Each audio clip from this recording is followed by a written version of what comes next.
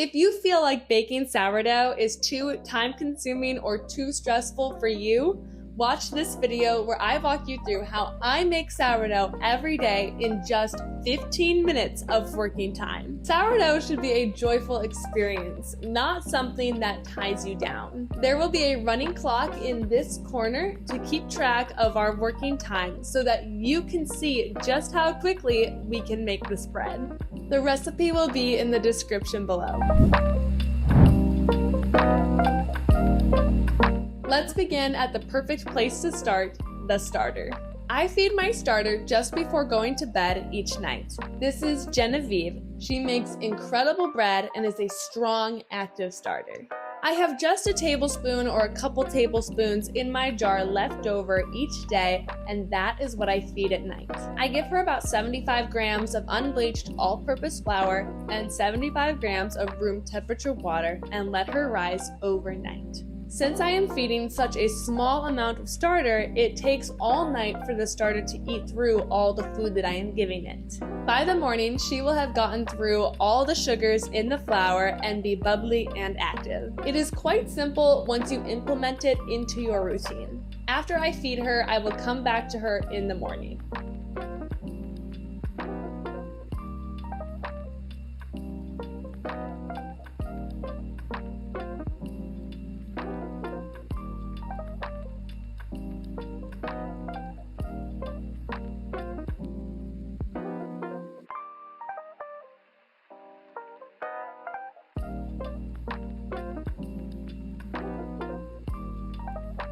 Good morning, it is 9 a.m. and Genevieve is ready to leaven a loaf of bread. I am going to add 360 grams of water to my bowl and then mix in 100 grams of active starter.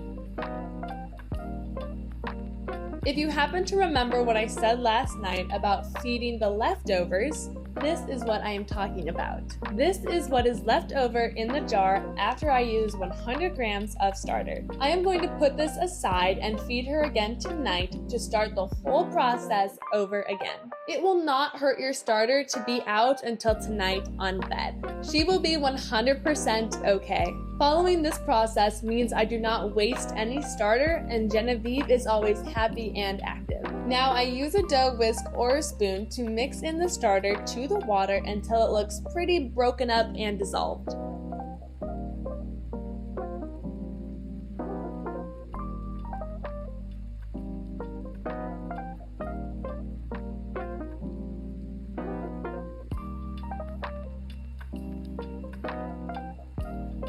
Once I see that the mixture looks pretty combined, I add 11 grams of salt and stir it together.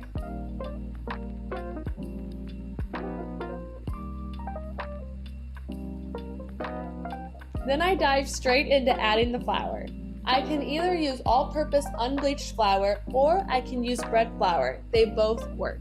Today I'm using bread flour because it is just a level above all-purpose flour. I add 500 grams of bread flour and mix it together with a dough whisk or a spoon.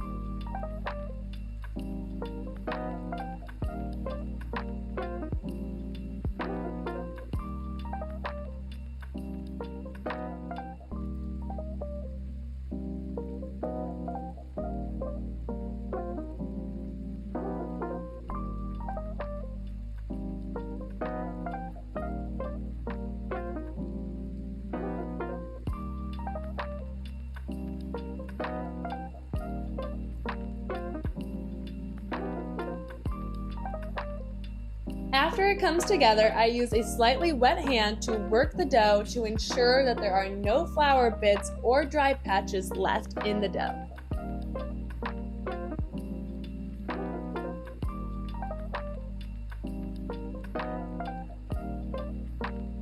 This is what you want the dough to look like after you've worked it.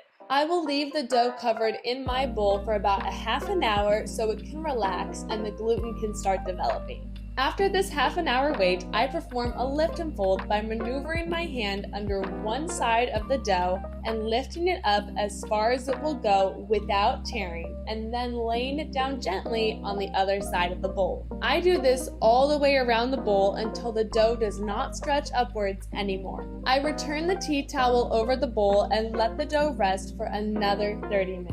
I do one more lift and fold and then wait another 30 minutes. Sometimes I only do one lift and fold, and that is totally fine too.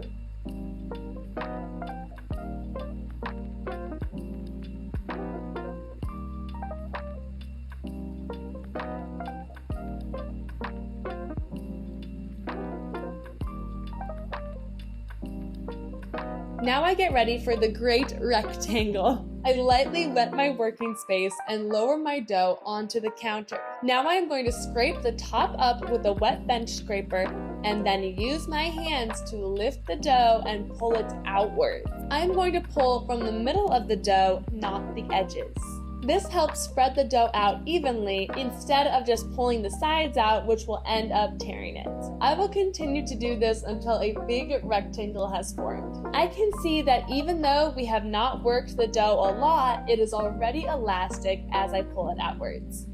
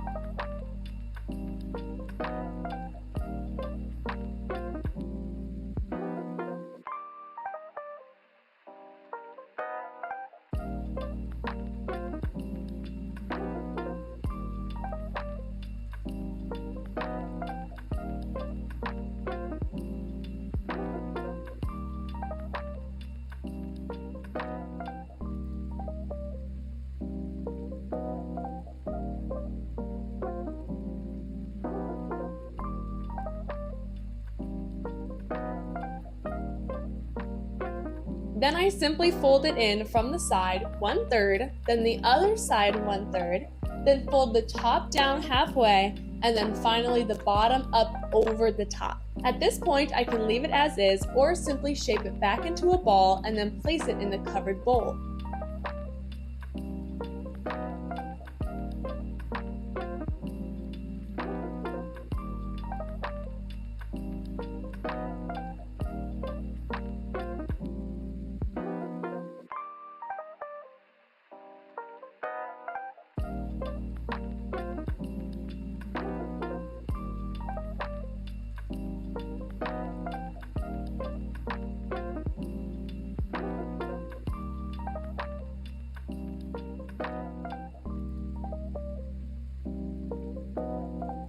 My dough is going to continue in the bulk fermentation phase for 5 to 6 hours. What is very important to remember, however, is to pay attention to your dough and the signs it is giving you rather than just to the timer.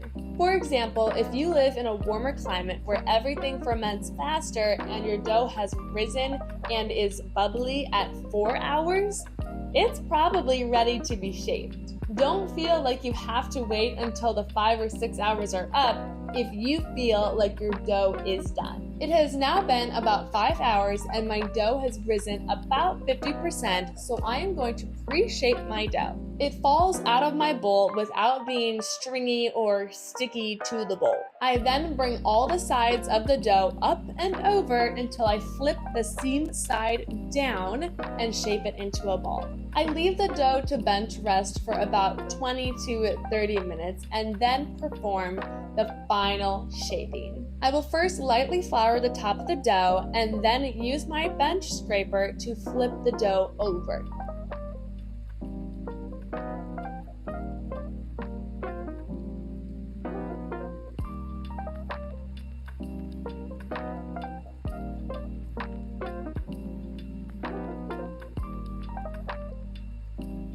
I'm going to do a simple shaping of the head, shoulders, knees, and toes, where you bring the top down, and then the sides in, and then the bottom up, and then the sides in, and roll up the dough nice and tight to create a good seal. I like to stretch the ends to cover the sides of the dough just to make sure the whole loaf is really sealed up tight.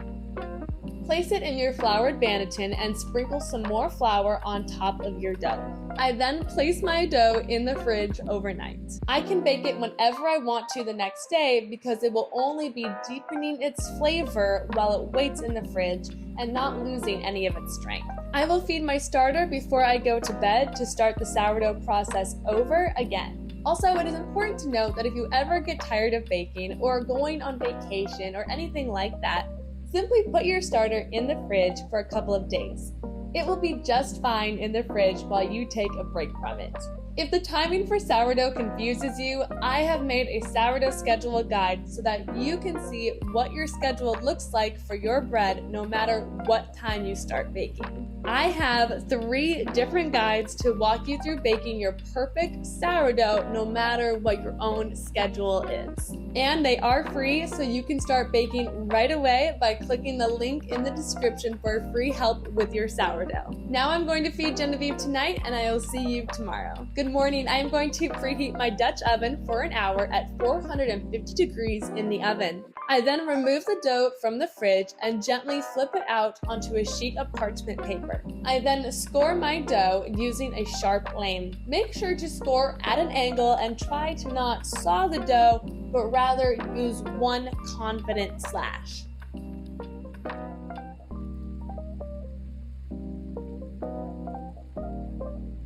Next, I will carefully place my dough into my Dutch oven, which is hot, so be careful. I will then bake it for 20 to 22 minutes.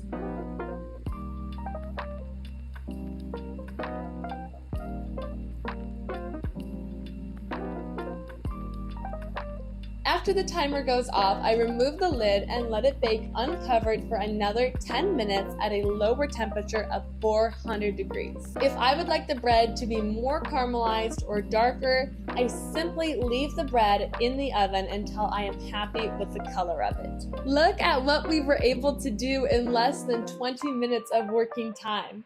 I am so happy with this bread. To elevate your loaves, there are always more tips and tricks like letting it auto-lease for a couple of hours or doing more lift and folds. But for a daily bread and minimal effort, this is truly incredible sourdough.